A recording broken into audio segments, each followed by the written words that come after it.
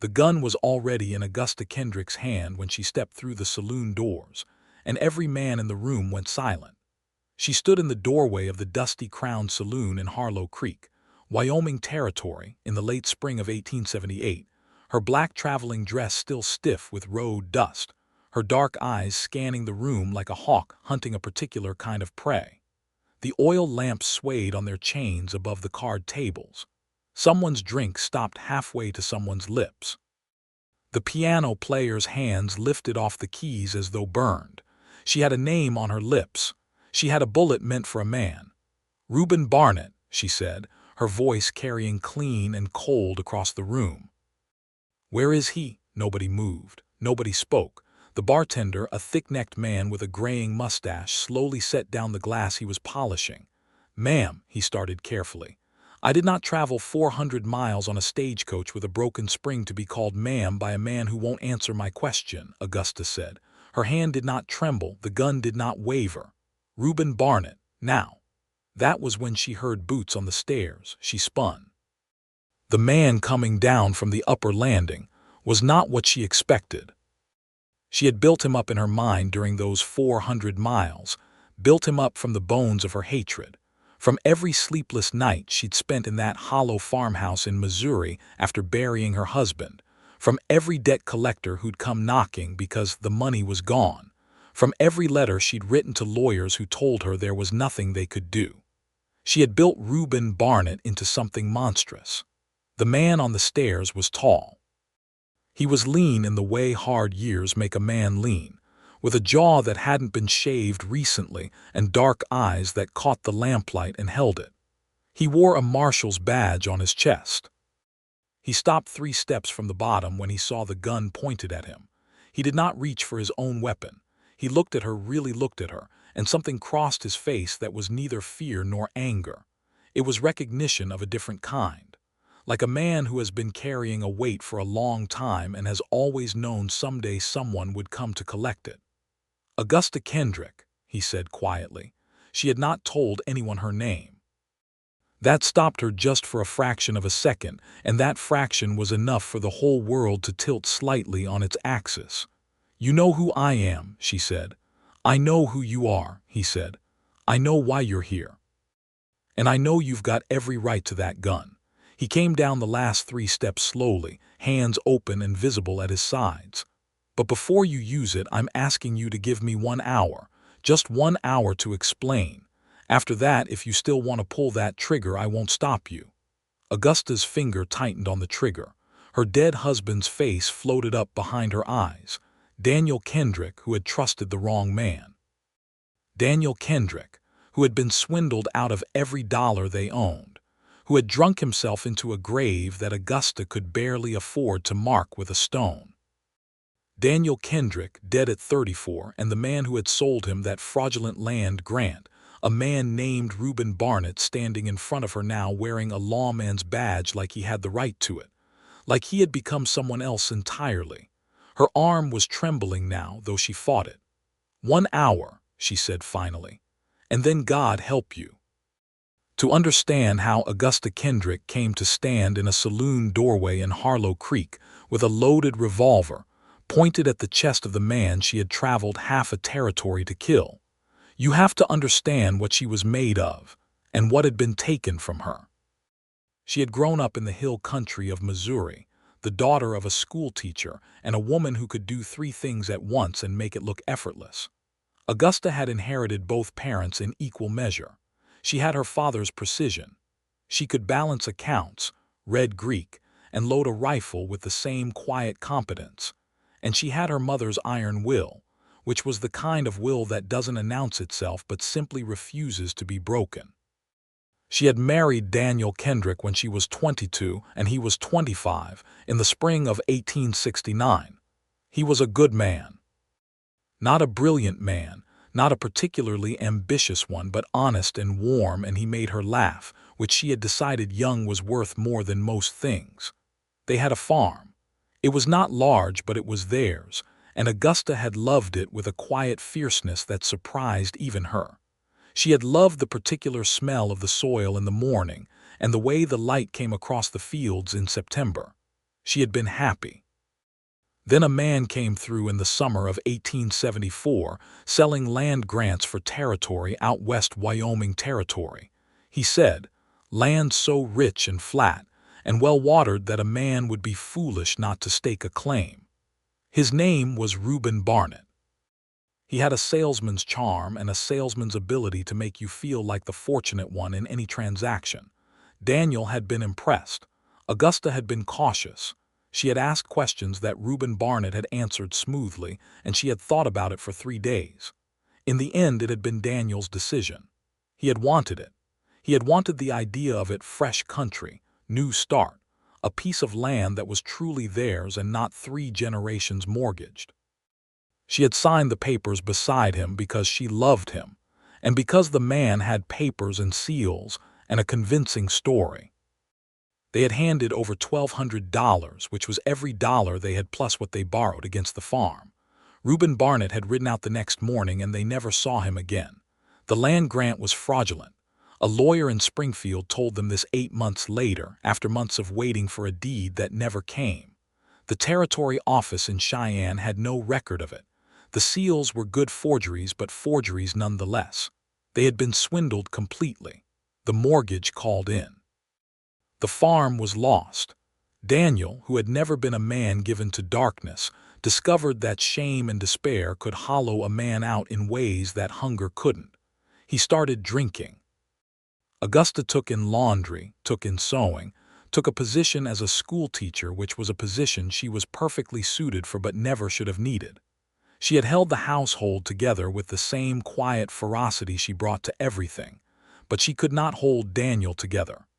He died in January of 1877, a cold gray morning, of what the doctor called a failure of the heart.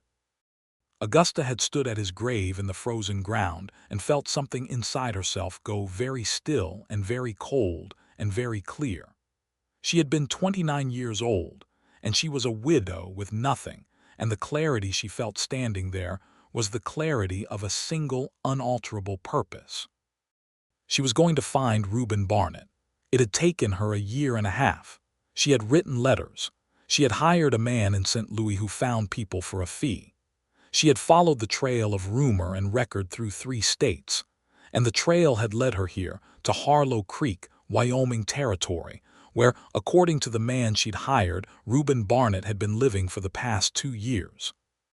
Under his own name, which showed either a remarkable confidence or a remarkable transformation, given that using your own name while living on the proceeds of fraud seemed like a poor long-term strategy.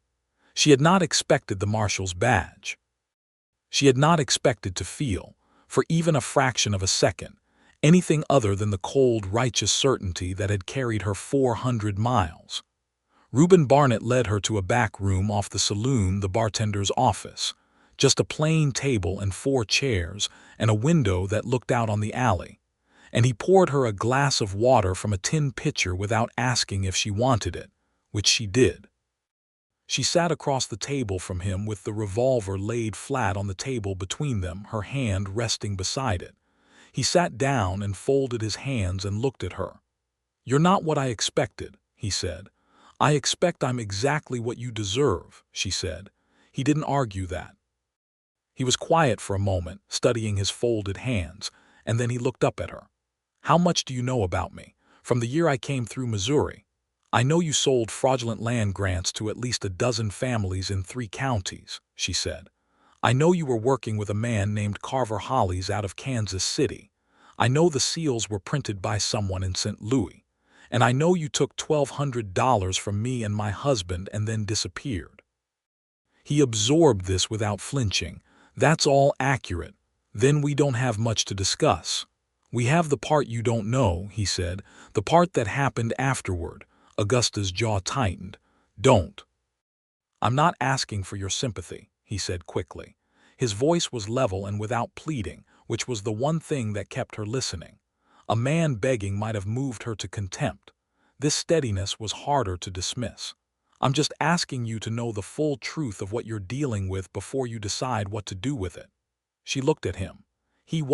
She made herself observe this with the same precision she brought to everything, not the man she remembered from that summer in Missouri. She remembered a man who had been gregarious and quick with a smile, the kind of man who moved through a room like he owned it. This man was quieter. The charm was gone or buried. What was left looked like someone who had been taken apart and put back together slightly differently. "Talk," she said. The story Reuben Barnett told her that night, with the lamp burning low between them and the sounds of the saloon muffled beyond the door, was not a comfortable story, and he did not tell it comfortably. He had been 26 in 1874, he said, which meant he was 30 now. He had been running those land grant schemes for 2 years by the time he came through Missouri, working as a partner to Carver Hollies, who was the architect of the operation, and who Reuben had been too greedy and too short-sighted to question as thoroughly as he should have. He had told himself the usual lies, that the land was real enough, that the families could sort out the paperwork themselves, that the West was full of opportunity, and he was just charging a facilitation fee. He had been very good at believing his own lies. Then in the fall of 1874, a family in Iowa had lost everything to the same scheme. A man named Elias Pryor had ridden after Carver Hollies himself and been killed for it, shot in the back on a county road outside of Des Moines. Elias Pryor had been 51 years old. He'd had a wife and 4 children. Reuben had heard about this and something in him had cracked. He could not explain it precisely, he said. He didn't expect Augusta to find it sufficient, but he had sat in a hotel room in Omaha with Pryor's death sitting on his conscience and understood, really understood, for the first time what he had been doing. Not abstractly, concretely. A man was dead because of the scheme he had been part of. Other families were destitute. He had ridden away from Missouri 6 months earlier and left a couple. He hadn't known their names then, she understood. They were one of nearly 24 with nothing. He had gone to the territorial marshal's office in Cheyenne in the spring of 1875. He had turned in Carver Hollies. He had given testimony. He had surrendered the money that remained to him, his share of the enterprise, which was substantial. He had named names. Hollies had been convicted and sentenced to 12 years in the federal penitentiary in Detroit. Several associates had been prosecuted. A restitution fund had been attempted, though Augusta's expression told him clearly that whatever restitution had been attempted had not reached her. She had stopped him there. Her voice was very controlled. There was a restitution fund. "Yes," he said. "I received nothing," she said. He closed his eyes briefly. "I know. The fund was administered through the territory office, and the process was it failed a great many people. The record-keeping was poor and many families weren't found. That is not an excuse. It's a fact and it's a failure and you deserved better." Augusta looked at the revolver on the table between them. She thought about Daniel. She thought about the $1,200 and the fraudulent seal and the frozen ground in January. "And the badge," she said. "The territorial marshal, a man named Cotter, offered it to me," Reuben said, "after the Hollies trial. He said a man who knows how the con works is useful on the other side of it. I said yes, because I needed to be useful on the other side of it. I've been in Harlow Creek for 2 years. I've stopped 3 different fraudulent land operations in this territory in that time. I know what to look for." Augusta sat with this for a long time. The lamp flickered. She was aware of a great many things at once, the exhaustion in her bones from the journey, the dust on her dress, the strange ache of having arrived at the destination of her fury only to find the landscape had changed. She thought of the 400 miles. She thought of the year and a half of searching. She thought of standing at Daniel's grave in the freezing cold and making a promise to herself. What was the promise, precisely? She examined it with the same precision she examined everything. She had told herself she was coming to make Reuben Barnett pay for what he had done. But was that vengeance? Justice? She had been very careful not to distinguish between the two in the months of planning and traveling. Now, sitting across the table from a man who had already in some form paid, who had done something that looked at least partially like penance, she was forced to distinguish between them. "The family's in Iowa," she said. "The Pryor family." I located them before I came here, Reuben said. I gave them money directly. What I had left after the territory office took their portion for the fund. It was not enough. It never could be, but it was what I had. And the families in Missouri. He was quiet. I couldn't locate everyone. I didn't have names, only faces and locations, and I didn't have the resources or the time before Cotter sent me here. You could have tried harder, she said. Yes, he said. No argument, no mitigation, just yes. Augusta picked up the revolver and stood. Reuben Barnett remained seated, hands still on the table, looking up at her with those dark eyes that did not plead. She looked at him for a long time. She set the revolver in the holster at her hip. I'm not done with you, she said, but I need to sleep. Where's a boarding house in this town? Something shifted in his expression, something she couldn't quite name. Mrs. Calloway keeps a boarding house on Pecan Street, 2 blocks north. She's decent and the rooms are clean. Augusta walked to the door and then she stopped with her hand on the frame and she said, without turning, My husband's name was Daniel. He was a good man and he trusted you and he died because of what that did to him. I want you to know his name. She heard him say it behind her quietly. Daniel Kendrick. I know it now. She walked out through the saloon and into the Wyoming night without looking back. Harlow Creek was a town of perhaps 400 souls in 1878, settled at the junction of 2 cattle trails, and built with the typical optimism and pragmatic ugliness of frontier settlements. There was a main street with a general store, a blacksmith, a telegraph office, the Dusty Crown Saloon, a small church that doubled as a schoolhouse on weekdays, a land office that had been the site of at least 2 disputes this year alone, and a marshal's office that occupied what had previously been a laundry. The boarding house on Pecan Street was run by Eleanor Calloway, a 60-year-old widow from Ohio who had followed her late husband west in 1860 and stayed after he died, because she had decided, sensibly, that grief travels with you wherever you go and Wyoming was at least interesting. Mrs. Calloway looked Augusta over with the experienced eye of a woman who had seen all manner of arrivals and asked no questions. She showed Augusta to a room at the end of the hall, brought her a basin of warm water, and told her that breakfast was at 7 sharp. Augusta sat on the edge of the bed in that room in her dusty black dress and put her face in her hands and felt, for the first time in a year and a half, the specific desolation of arriving somewhere and finding the enemy you'd been marching toward already somewhat dismantled by his own conscience. It made everything harder. It would have been so much simpler if he had been exactly what she'd expected. She had planned for a monster and found instead a man in the process of becoming something better, which was a much more complicated thing to know what to do with. She did not sleep well, but she slept, which was more than she'd managed in 4 days on the stagecoach. In the morning she put on her other dress, a dark green wool that was slightly less travel-worn, and went down to Mrs. Calloway's breakfast table, where she was introduced to the other boarders. A young surveyor named Amos Fitch, who was fresh from Illinois and deeply nervous about everything. A cattle broker named Wentworth, who ate with great efficiency and left immediately. And to Augusta's complete lack of surprise, Reuben Barnett, who sat at the far end of the table and looked up when she came in with an expression that was careful and still. Mrs. Calloway had not mentioned he boarded here. Augusta suspected she had done this on purpose. She sat down at the opposite end of the table from him. Mrs. Calloway set a plate of eggs and cornbread in front of her. "Good morning," Reuben said from the end of the table. "Marshal," Augusta said, with a precision that indicated she was not yet prepared to use his name. The surveyor looked between them with visible anxiety. Mrs. Calloway poured coffee with the serenity of someone who has seen better dramatics. "Will you be staying in town long, Mrs. Kendrick?" Mrs. Calloway asked pleasantly.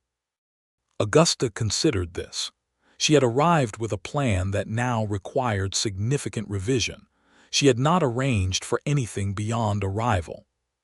She had approximately $47 remaining, which was enough for perhaps 2 weeks of boarding and meals. "For a time," she said.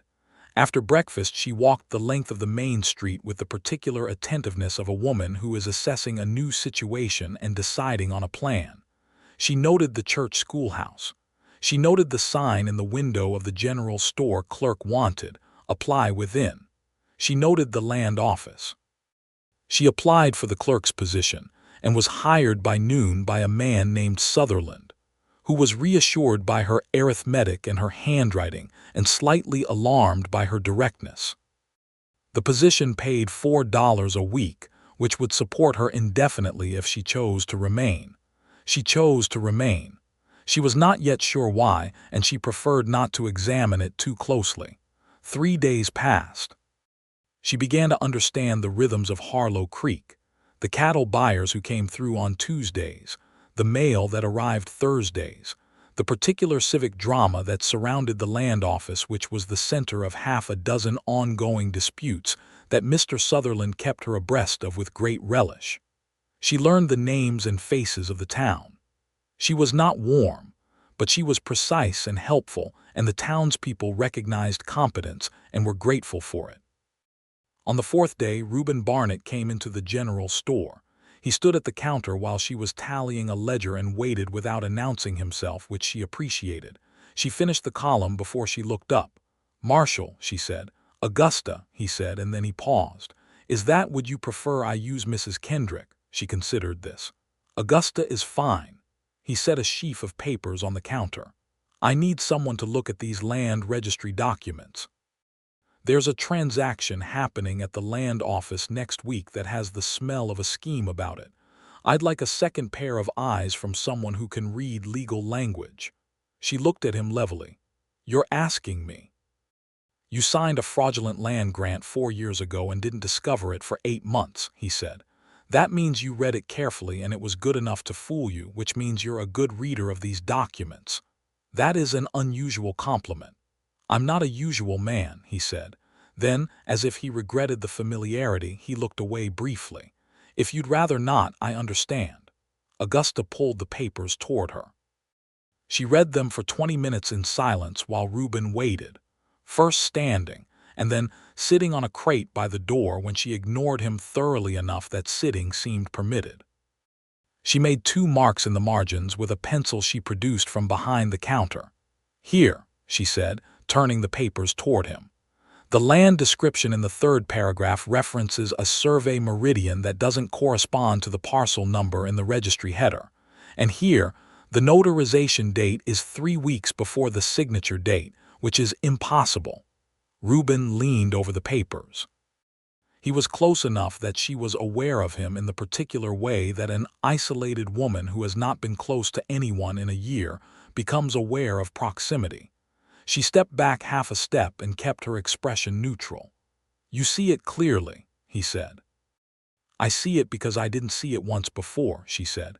"I won't miss it again." He looked at her not quickly, not with the surface assessment of a man deciding what he thinks of a woman, but with something slower and more serious. "Thank you," he said. "The family being approached about this parcel. Their name is Hutter, Ernst and Bernadette Hutter. They have 4 children and they've been saving for 3 years. I'd rather not let it happen to them." Augusta thought of Daniel. She thought of herself at 22, signing papers beside a man she loved, believing in something that turned out to be nothing. "Stop the transaction," she said. "And if you need me to speak to them to explain what to look for, what to ask, I'll do that." "I'd appreciate it," he said. He gathered the papers and left, and Augusta stood behind the counter and allowed herself a very small moment of something that was not quite softness but was adjacent to it, before returning to the ledger with the same expression she'd worn all morning. She spoke to Ernst and Hutter on a Saturday afternoon, at the Hutter homestead 5 miles outside of town, which she rode to on a horse she borrowed from the livery, a brown mare with a philosophical outlook who seemed unbothered by everything. The Hutter homestead was modest but well kept, with a kitchen garden and a sound roof, and the particular quality of pride that people who have made something real take in their work. Bernadette Hutter was a small, energetic woman in her mid-30s who put coffee on the table and a plate of biscuits without being asked, and watched Augusta with the quick, capable eyes of a woman who assesses other women fairly and quickly. Ernst was a broad-shouldered man with big hands and a direct way of speaking. Augusta spread the papers on the kitchen table and explained slowly, precisely, without condescension, exactly what was wrong with them and why, and what the real land registry documents would look like versus the counterfeit ones. She explained what questions to ask at the territory office. She explained what seals and signatures and survey references should match. She left them with notes in her clear schoolteacher handwriting. Bernadette Hutter pressed her hands before she left and said, "You've saved us something, Mrs. Kendrick. I don't know how to tell you what it means." Augusta thought of the hollow farmhouse in Missouri. "I know what it means," she said. On the way back she encountered Reuben on the road, riding out from town on a buckskin horse, and they rode the 5 miles back together in the early evening light without particularly planning to. The light in Wyoming in late spring was extraordinary, long and golden and absolutely indifferent to human drama, and they rode through it in a silence that was, Augusta noticed with some alarm, comfortable. Did they understand? Reuben asked eventually. "They're intelligent people," Augusta said. "They understood." "You're good at explaining things clearly," he said. "I was a schoolteacher for 2 years," she said. Before that I ran a farm," she said. "After the land grant failed, before the farm was lost." She said it plainly as a fact, not as an accusation, though it was both, and he received it as both. They rode another 1/4 mile. "I can't give you back what was lost," he said quietly. "I know that," she said. "I can't bring Daniel back." Her chest tightened. She kept her face toward the road. "I know that too." "Then what is it you need?" he asked. And the question was not rhetorical. It was direct and without pretense, a man genuinely asking because he had decided to ask honestly rather than safely. Augusta considered this for a long time. The mare walked steadily beneath her. The last light stretched long across the grass. "I don't know yet," she said finally. "I came here knowing what I wanted. I don't know any more what I need. That's a different question." He nodded and didn't push, which was the right thing. They arrived back at the boarding house in the dusk. He held her horse's head while she dismounted, which was practical and not intimate, except that she was aware of his hands on the bridle and his height beside her, and the smell of horse and sage and something that was simply him, and she stepped back quickly and took the reins herself. "Good night, Marshal," she said. "Good night, Augusta," he said, and she heard in the way he said her name a carefulness that had not been there the first time, a carefulness that meant something. She went inside. Mrs. Calloway was sitting by the parlor fire with her knitting. She looked up when Augusta came in and said nothing whatsoever, which was also something. 2 weeks became 3. 3 became 4. Augusta had stopped counting the days in terms of a return to Missouri, because Missouri was nothing to return to. The house was gone. The farm was gone. And the only grave that mattered could be tended by memory as well as presence. She realized slowly, doing something she had not done since she was 22. She was beginning, in a sideways and provisional fashion, to build a life in a place. The work at the general store satisfied her mind if not her soul. She had taken also to teaching reading and arithmetic to 4 children in the evenings whose parents had no time to do it themselves. The church schoolhouse's regular teacher had departed in April, and nobody had yet come to replace her.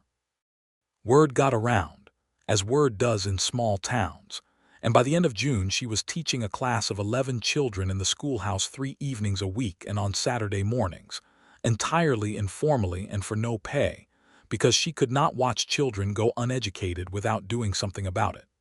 The school board, 3 men who met in the back of the land office, asked her in late June if she would take the position formally. It paid slightly more than the general store. She sat with Mr. Sutherland and told him she would need to leave the general store. He sighed deeply and said, "I knew the moment you were hired that someone else in this town would figure out how to use you better." She took the teaching position. Reuben came to the schoolhouse on the 3rd Thursday evening of July. She was erasing the board when she heard the door and turned to find him standing in the doorway with his hat in his hands, which was becoming a posture she associated with him specifically, that combination of his physical solidity and what was underneath it, which was something considerably more careful. "I heard you were teaching evenings," he said. "You are several weeks behind on the town gossip," she said, turning back to the board. "I was in Laramie for 2 weeks on a case," he said. He came a few steps into the room. "The Hutter family's been spreading the word about you." Bernadette told 4 women at the church social, and all 4 women told their husbands. That was kind of her. Augusta finished with the board and set down the chalk. She turned to face him properly. He was standing in the middle aisle between the desks, looking at the alphabet that she had chalked along the top of the board, and then at the multiplication tables tacked to the wall, and then at her. "How are you?" he asked. It was a question she was not accustomed to receiving, having spent the last year and a half in a mode of such focused, singular purpose that nobody had thought to ask it, and she had not thought to miss it. "Better," she said, and meant it more than she expected to. "I brought you something from Laramie," he said. He reached into his coat and produced a book. He walked over and set it on the nearest desk. It was a copy of George Eliot's Middlemarch, recently published, the pages still smelling of new paper. Augusta looked at it. She looked at him. "You brought me a book. I thought you'd had Middlemarch long enough to want it," he said, and then stopped. "That doesn't make sense." "It does," she said softly, "because it did, in the way that things said slightly wrong still manage to communicate what they mean." She had mentioned on one of their evening rides, which had become, somehow, a thing that happened when neither of them had planned it, occurring every few days as though by coincidence rather than intention, that she had wanted to read it for years but never had the means. The book had been on her mental list of things that existed in the category of desires that remained perpetually deferred. She picked it up. "Thank you," she said. "You're welcome." He turned his hat in his hands. He was, she realized, nervous.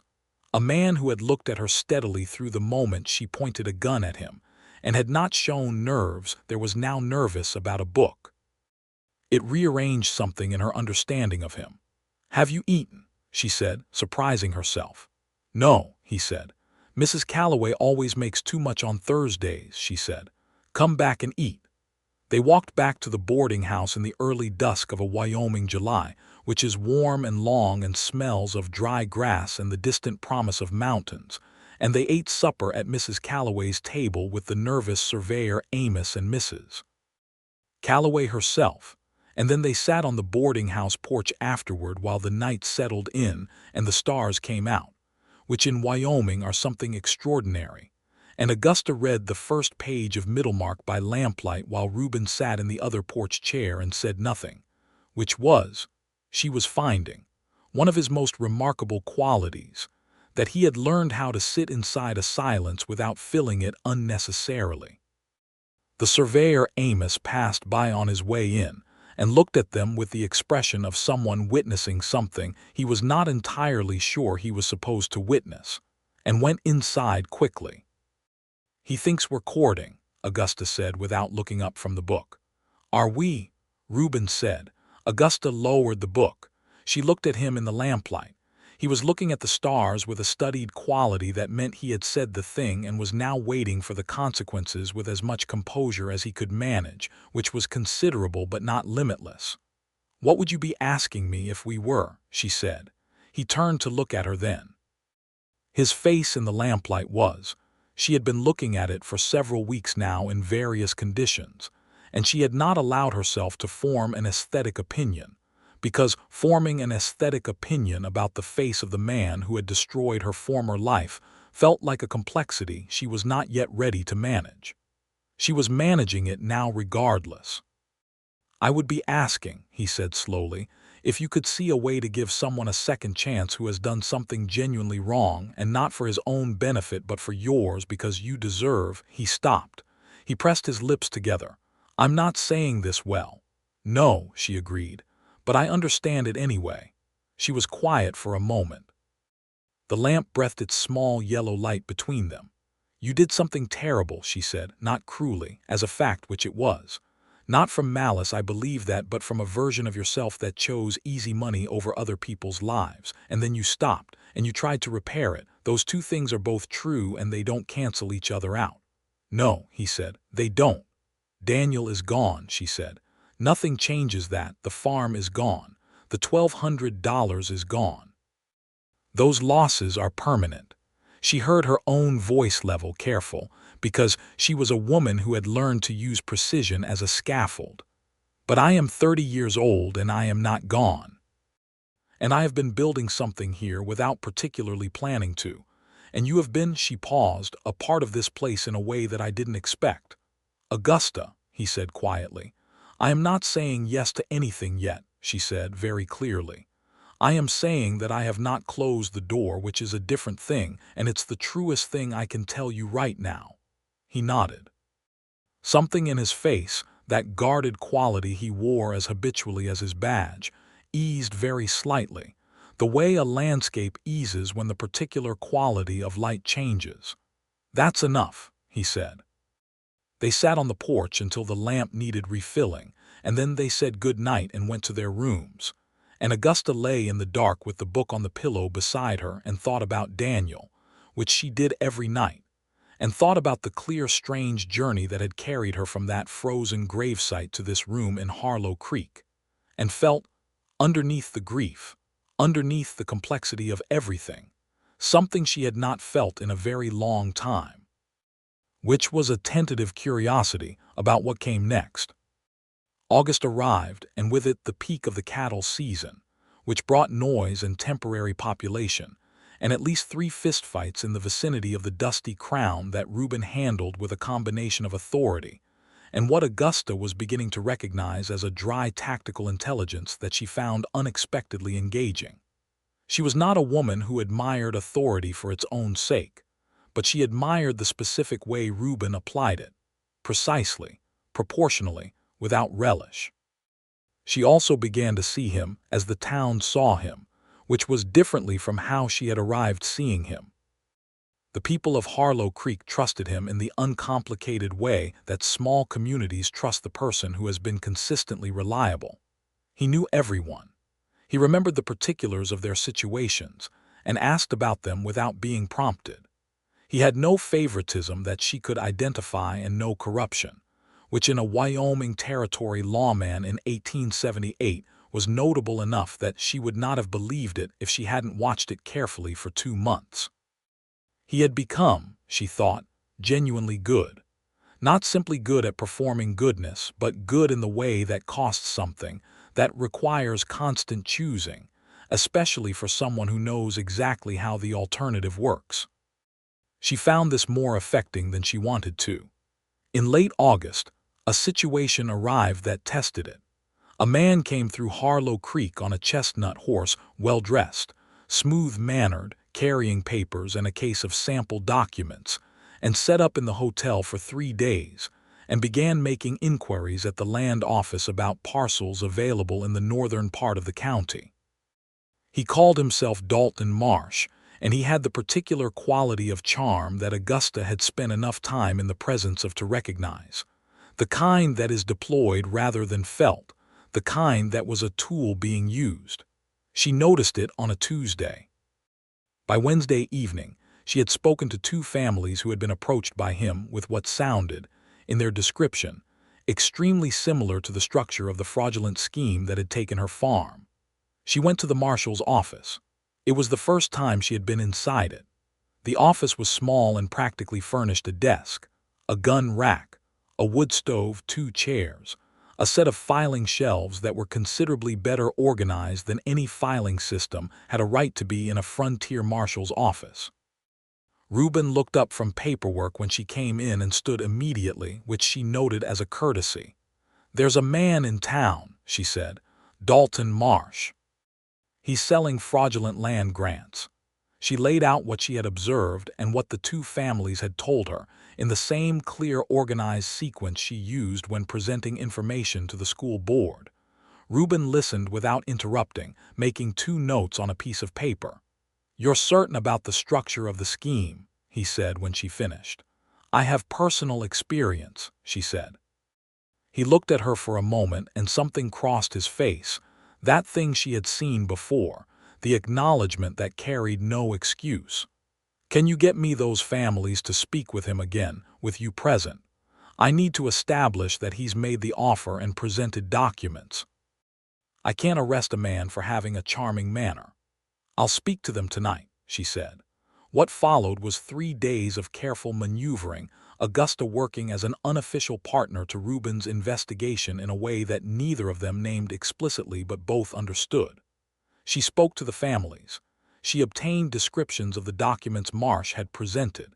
She drafted a comparison between those descriptions and the legitimate registry format she had now memorized thoroughly.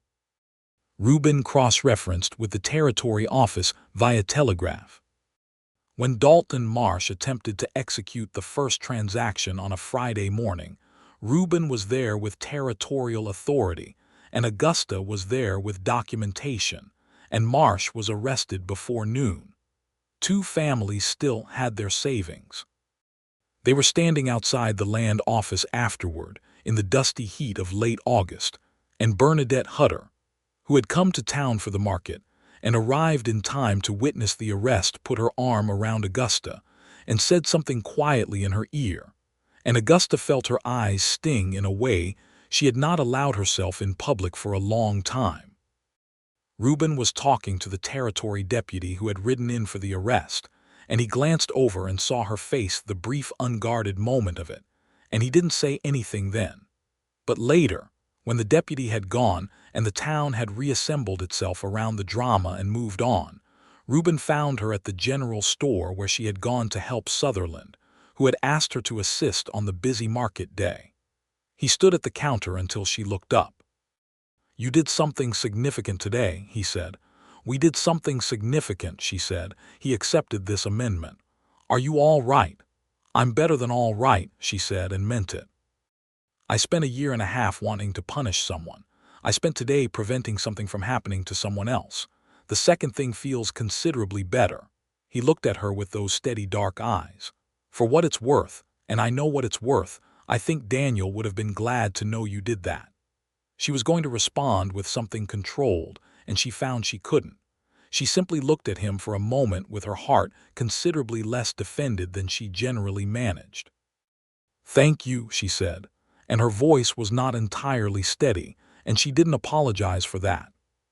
He nodded and left, and Sutherland appeared from behind a shelf of canned goods and said, with elaborate indifference, "Shall I give you a moment?" "Mind your stock," Augusta said firmly and turned back to the ledger. September came.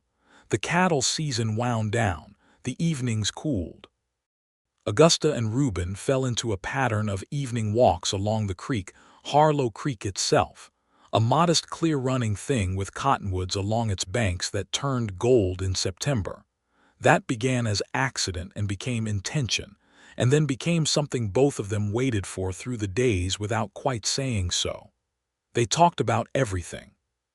She told him about growing up in the Missouri Hill Country, about her father's schoolroom and her mother's cooking, and the particular silence of winter mornings on the farm. He told her about growing up in Tennessee, about a father who had left and a mother who had worked 2 jobs, about the specific poverty that teaches a young man that money is the measure of everything and how long it had taken him to understand what that lesson had cost him. They talked about what they wanted. She wanted to teach. She wanted a proper library, which Harlow Creek did not have but which she thought it ought to, and she had already begun a letter-writing campaign to the Territory Education Board about this. He was quiet about this for a moment, walking beside her in the cottonwood gold September light. He wanted to stay useful. He wanted to end up at the end of things having done more good than harm. "That's a modest aspiration for a man who has done what you've done," she said. "No," he said. "It's an honest one." She thought about this. "It's both," she said. He reached for her hand in the way of a man who has made a decision and is committed to it regardless of what happens next, and she let him take it, which was a different kind of decision. They walked back along the creek in the cooling September evening, hand in hand, with the cottonwood leaves drifting down around them like small golden decisions. And Augusta felt the future arranging itself in her mind, not with certainty, not yet, but with the first real warmth of possibility that she had permitted herself since January of 1877. On the first day of October, Reuben asked her properly. They were on the boarding house porch again, the lamp between them, the first edge of autumn cold in the air. He had been quiet most of the evening, which was unusual. He was generally easy in silence, but this was a different quality of silence, and she had been waiting for whatever it contained. "I want to ask you something," he said. "I know," she said. "You know," he repeated. "I've been watching you not ask it for 3 weeks," she said. "You are not as unreadable as you think you are." He almost smiled. "Then do you know what you'd say?" She had been thinking about this for weeks. She had been thinking about Daniel, about the farm, about the frozen ground and the hollow house and the 400 miles and the gun on the table and the man coming down the stairs who had not been what she expected. She had been thinking about how much she had changed since January of 1877 and about how change is not the same as erasure, that she could love what was gone and still turn toward what remained. "I would say yes," she said, "with conditions." "Name them," he said immediately. "I want the school formalized. I want the territory board to recognize it as an official position with a proper salary. If you're the marshal here, you have influence with the county officials, and I want you to use it for that." "Done," he said. "What else?" "I want a proper accounting of the restitution fund situation. I want to know which families from the Hollies scheme were never reached, and I want to work with you to find them. It will take time, but I want to do it." "I'll write to the territory office tomorrow," he said. His voice was steady and certain. "Anything else?" She looked at him in the lamplight. She thought about saying something else, something further, and then she decided against conditions as a way of keeping distance, because she had already decided, and more conditions would simply be delay dressed as prudence. "No," she said, "that's all." He reached across and took her hand. "Then I'm asking Augusta, will you marry me?" she said. "Yes."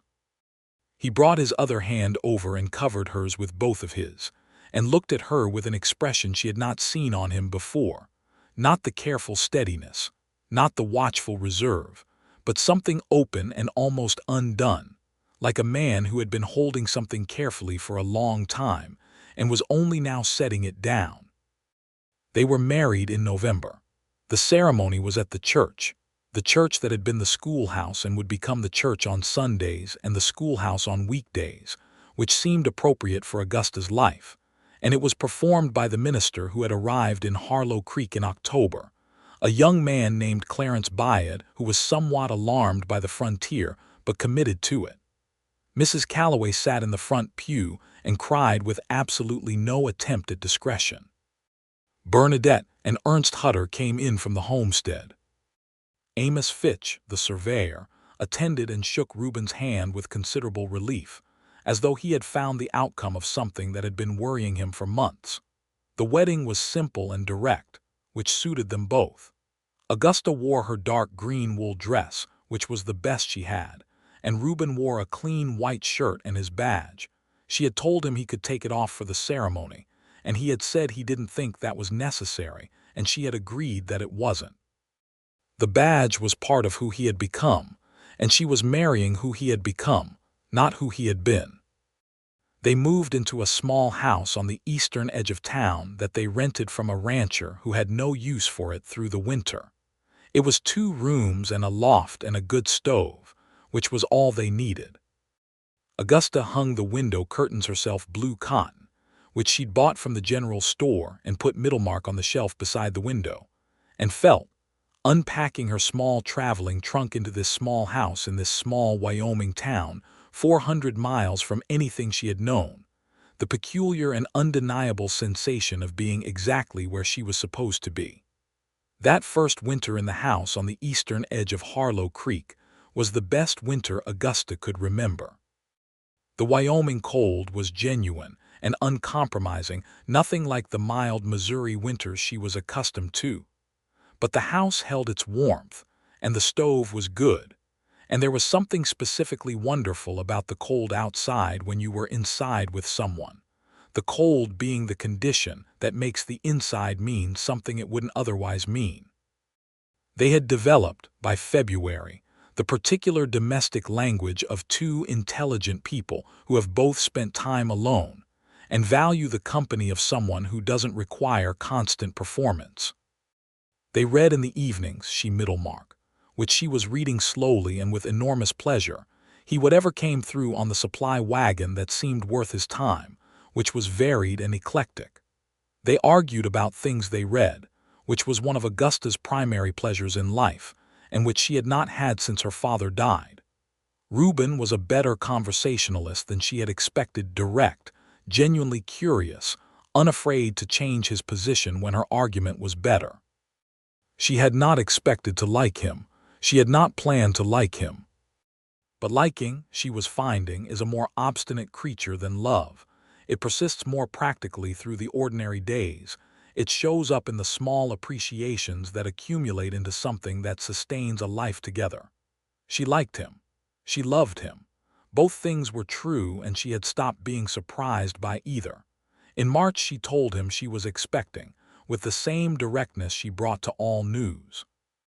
He sat down at the kitchen table as though his legs had made a decision without consulting him, and then he looked at her with an expression of such complicated and unguarded feeling that she had to look away for a moment to give him time to organize it.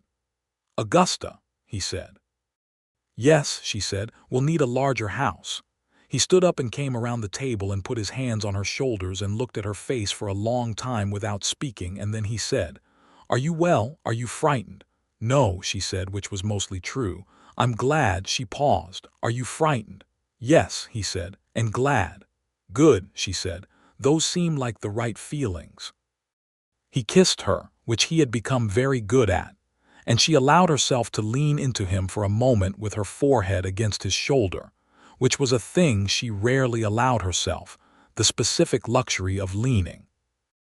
They found a larger house in April, on a proper street now, 2-story, with a room that could serve as a study and a yard in which Augusta immediately began to plan a kitchen garden.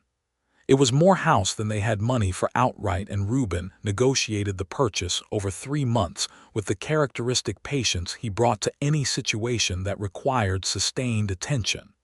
The deed was in both their names. Augusta ran her hands along the walls of the empty house the first afternoon they looked at it, and thought of the farm in Missouri. The farm she had loved. The farm that was gone, and felt something that was not simple replacement, but was rather the next thing. The thing that comes after loss when you have had the courage to remain present long enough for it to arrive. She planted the kitchen garden in May, the same month that the Territory Education Board formally recognized the Harlow Creek School and funded Augusta's position at a salary that, combined with Reuben's marshal's pay, made them solidly solvent for the first time in her adult life. She wrote the letter to the board herself. She had been writing it in her head for 6 months, and it came out efficiently and completely the first time she put it on paper, which was how she preferred things. The school had grown to 23 students. She was proud of them in the proprietary way she suspected she might be proud of her own children, which was an emotion she had not previously had occasion to examine. The summer of 1879 in Harlow Creek was full in the way that settled lives are full, not dramatic mostly, but continuously inhabited by the accumulation of days that mean something. The restitution effort she had asked Reuben to pursue yielded, by July, a list of 11 families from the Holly scheme who had never been reached. Augusta wrote to each of them personally. 3 did not respond. 4 responded to say the harm had passed and they were managing. 4 responded with need, and those 4 she and Reuben were able to direct toward Territory resources, and in 2 cases assist directly with money they'd set aside for the purpose. One of those letters came back from a woman in Iowa named Clara Pryor, Elias Pryor's widow. Augusta wrote to her separately, a longer letter, a personal one. Clara Pryor wrote back. The correspondence continued. It was, Augusta thought, a kind of payment in the only currency available. On a Tuesday in September, Augusta went into labor. Mrs. Calloway, who had been waiting with a specificity that bordered on professional, arrived within 20 minutes and managed the situation with the competence of a woman who had done this many times in many places and was not alarmed by any of it. Reuben was sent to wait in the downstairs parlor, which he did in a state of contained anxiety that Mrs. Calloway reported afterward was the most agitated she had seen him in 2 years. A boy was born at 3 in the afternoon, healthy and loud about it, with dark hair and what appeared to be Augusta's particular expression of focused intensity already arranged on his small face. Augusta held him and felt the enormity of the moment in the specific way that only certain moments permit, the way that makes the whole of the preceding life briefly visible, all of it, the good and the terrible, as the context for this particular arrival. Reuben came upstairs. He stood in the doorway with Mrs. Calloway behind him and looked at Augusta and the child and said nothing for a moment, because there was nothing adequate and he had the sense to know it. "Come here," Augusta said. He sat on the edge of the bed and she put the baby in his arms and watched his face, which she had become an expert in reading, arrange itself into something she had never seen there before, something wholly without defense, something open and enormous. "He's very small," Reuben said. "He'll get larger," Augusta said. "What shall we name him?" Augusta had thought about this. She had thought about it for months and she had come to it carefully because names are not simple things. "Daniel," she said. "Daniel Reuben Barnett." Reuben looked at her. His eyes were bright in a way she had seen exactly once before, on the night he had asked her to marry him. "Are you certain?" he said. "Yes," she said. "Daniel deserves to be remembered by someone who will grow up knowing why. And you," she paused, "you deserve to be part of that remembering." He was quiet for a long time, looking at the baby. "Thank you," he said, and his voice was not steady, and neither of them apologized for it. Daniel Reuben Barnett entered the world on a Tuesday in September 1879, small and determined and possessed of his mother's precision and his father's capacity for stillness, and was received by the town of Harlow Creek with the particular communal warmth that small towns reserve for the children of people who have done things for them. Mrs. Calloway knitted 3 separate items. Bernadette Hutter brought a pot of soup every day for a week. Amos Fitch, who was still in Harlow Creek because he had married a local girl and decided the frontier suited him after all, sent a clumsily wrapped package containing a small carved horse that he had made himself, which was less technically accomplished than sincere. Life continued. Augusta returned to the school in October, bringing Daniel in his basket to the schoolroom on days when Mrs. Calloway was not available to sit with him, which her students found enormously diverting and which improved their attendance considerably. She added to the school curriculum a geography unit that she was particularly proud of, using a set of maps she ordered from a printing house in Chicago, and a basic science curriculum, because she had noticed that the frontier children had abundant practical knowledge of the natural world and almost no theoretical framework for it, which seemed like a waste. Reuben, for his part, continued the work of being what he had decided to become. In the spring of 1880, he arrested a man who had been running a fraudulent cattle scheme, a different mechanism from the land grant operations, but recognizably the same species of predation, and sent him to the territorial court at Cheyenne with documentation thorough enough that the conviction took 3 hours. In the fall, he negotiated a dispute between 2 ranching families that had been threatening to become violent for 6 months, and settled it by a combination of patience and the application of territorial law in a manner that both parties found sufficiently face-saving to accept. He was good at this. He had always been, she thought, someone with the particular intelligence required for understanding how people are convinced of things. It was the same quality that had made him effective at the fraud and what made him effective against it. The difference was only the direction in which he pointed it. Augusta watched this and loved him for it, which was a specific kind of love, the love that comes from respecting what someone has built from what they were broken by. In 1881, A second child arrived, a boy again, whom they named Thomas after Augusta's father. Thomas arrived in July in a summer that was particularly fine, and he was from the beginning a different creature from Daniel. Where Daniel was serious and watchful, Thomas was immediately sociable, reaching for faces, charmed by noise. Augusta found this deeply amusing.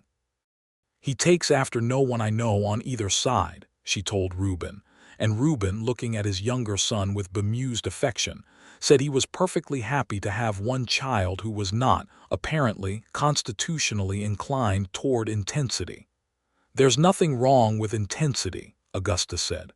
"I know," he said. "You're the finest evidence of that." She looked at him with an expression she reserved for his occasional moments of eloquence, which surprised her every time. "That was well said. I have my moments," he said. Daniel, at 2 years old, regarded his new brother with the cautious assessment of a child, deciding whether an addition to the household was an acceptable development, and within 2 weeks had determined that it was, primarily because Thomas could be made to laugh by almost anything, and Daniel found this power extremely satisfying. The house on the street in Harlow Creek had expanded by then. A room added to the back by 2 carpenters over the previous summer, which was necessary, and which Augusta had overseen with the same focused management she brought to everything, driving the carpenters somewhat to distraction with her specific requirements about the window placement in the new room, which faced east because she wanted the morning light. In 1882, Reuben was offered a position with the territorial marshal's office in Cheyenne. A supervisory role, higher pay, more authority, the kind of advancement that a man in his position would typically view as the obvious next step. He came home with the letter and set it on the kitchen table. Augusta read it. She set it down. She looked at him. "Do you want it?" she asked. "I want to know what you think," he said. "I asked first," she said. He pulled out the chair across from her and sat down and looked at the letter for a moment. "I want it in the way that any man wants the recognition of being seen as capable," he said carefully. "But Harlow Creek is we've built something here. You've built something here. The school. The relationships. The work we've been doing on the restitution cases." He paused. "And I know this place. I know these people and they know me, and that knowledge is worth something in this work. Starting over in Cheyenne, building that trust from scratch," he shook his head. "I'm not certain the promotion is worth the exchange." Augusta looked at him. She thought about what she wanted, which was here, this town, this school, these 27 children she had been teaching for 3 years now. She thought about what was fair to him.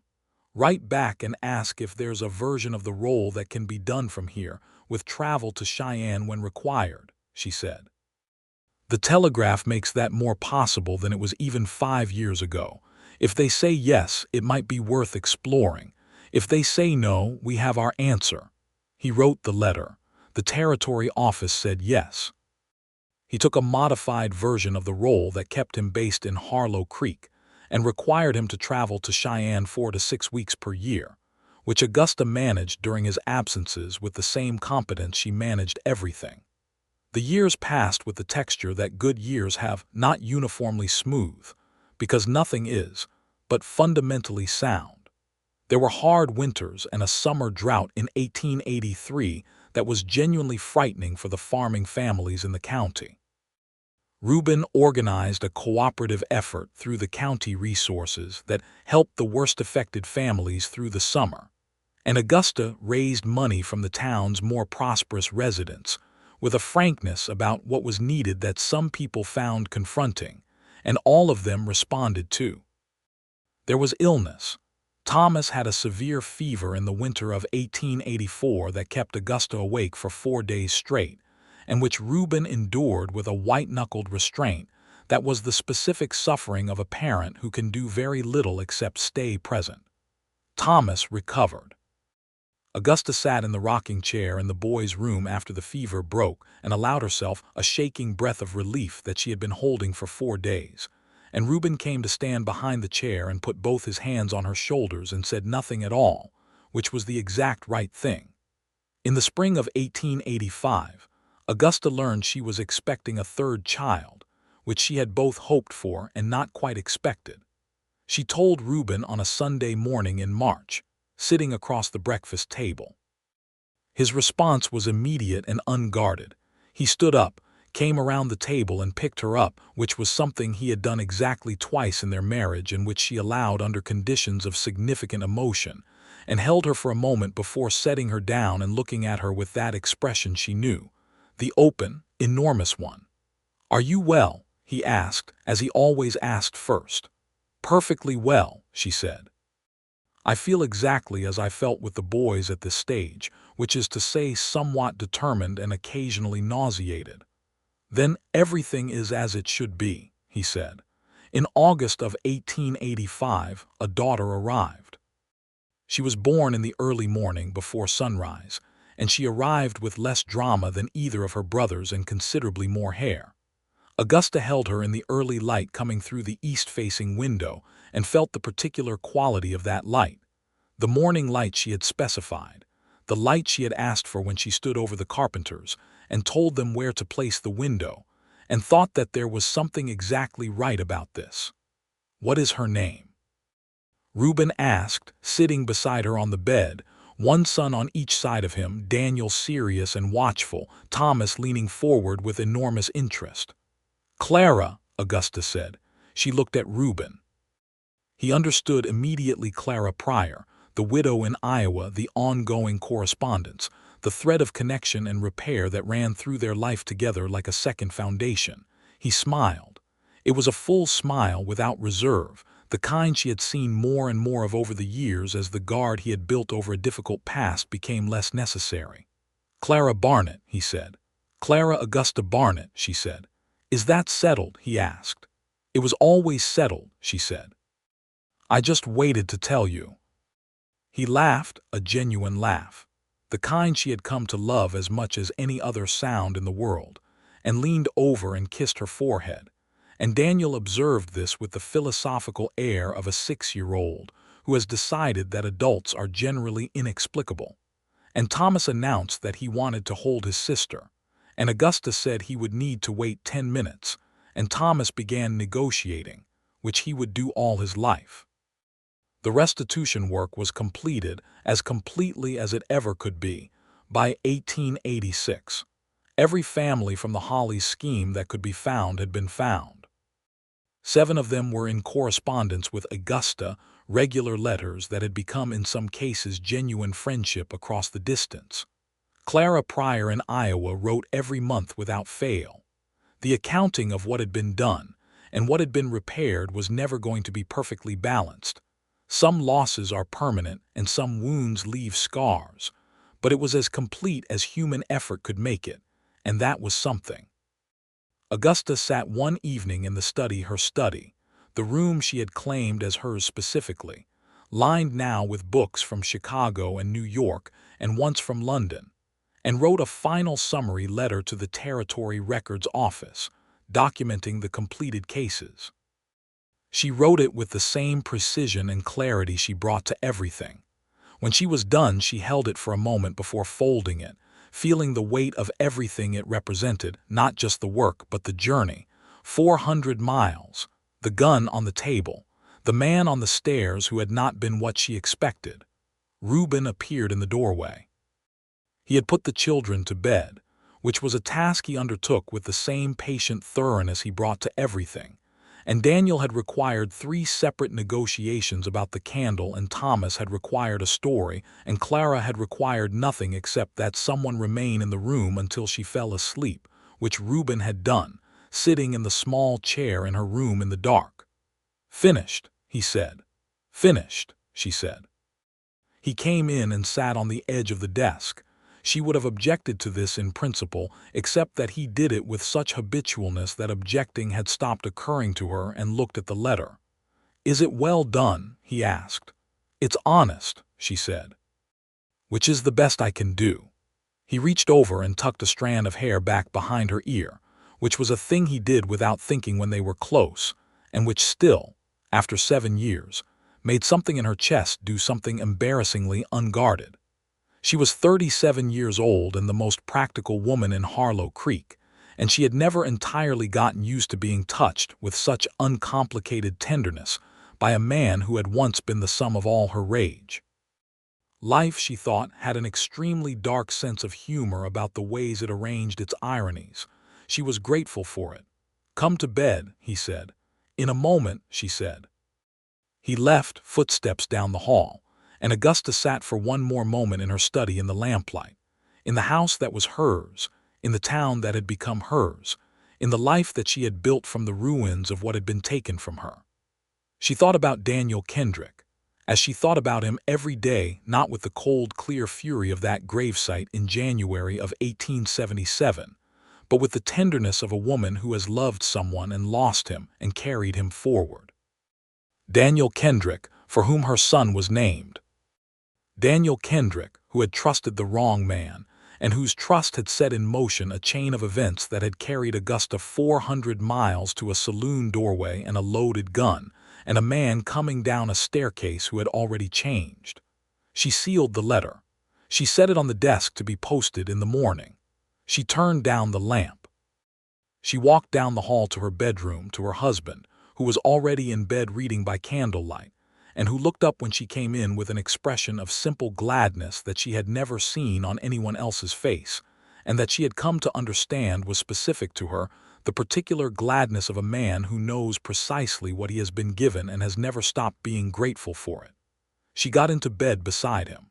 "What were you thinking about?" he asked. "Daniel," she said. "And how we got here." He set down his book.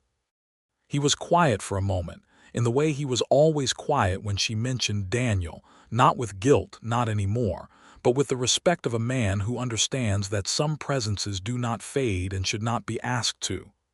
"Where we got is a good place," he said. "It is," she agreed. He put out the candle. In the dark of their bedroom, in the house on the street in Harlow Creek, with the children asleep down the hall and the Wyoming night vast and star-thick beyond the window, Augusta lay with her head on the shoulder of the man she had arrived intending to destroy, and who had instead, through the complicated alchemy of honesty and time, and the particular courage of people choosing to be better than their worst moments, become the foundation of everything she had built.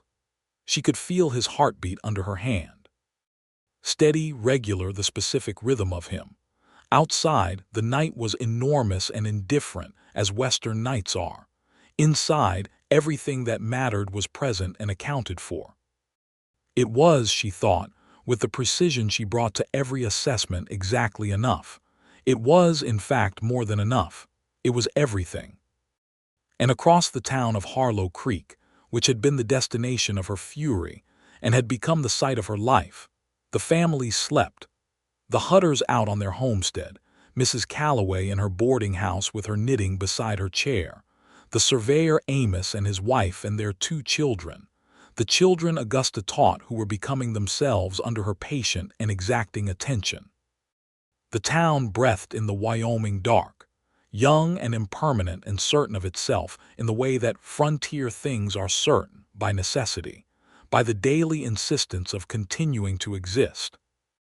And in the morning, which came the way Wyoming mornings always come, sudden and golden through the east-facing window that Augusta had specified, the light she had asked for, the light she had known she needed, Daniel and Thomas would be awake before anyone else, one quiet and watchful and one already talking, and Clara would make her feelings known from the next room with the specific authority of the youngest child who has determined that her needs are not to be overlooked.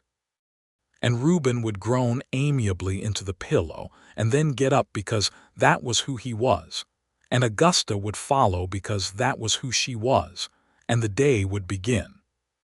The day would begin, and the next one and the next, each one a small additional thing built on top of everything that had come before it. The losses remained losses. The dead remained dead. The harm that had been done existed in the record of the past, permanent and unalterable, and the repair that had been attempted was never quite complete enough, because repair of certain things never is.